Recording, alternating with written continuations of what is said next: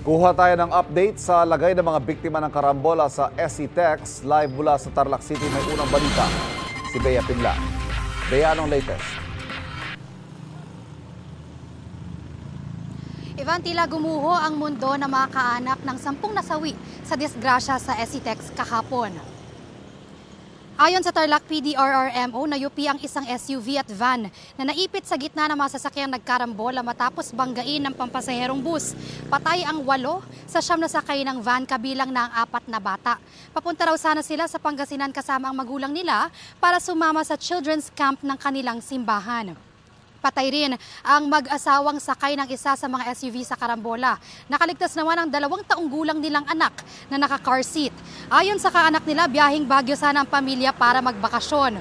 Humigit kumulang 30 katao ang sugatan sa disgrasya. At ayon sa Tarlac Provincial Hospital, 3 na lang ang naka-admit sa ospital for observation.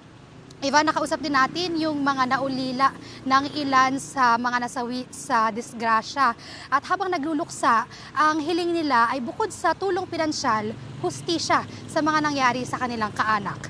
At yan ang latest mula rito sa Tarlac. Bea Pinlac para sa GMA Integrated News.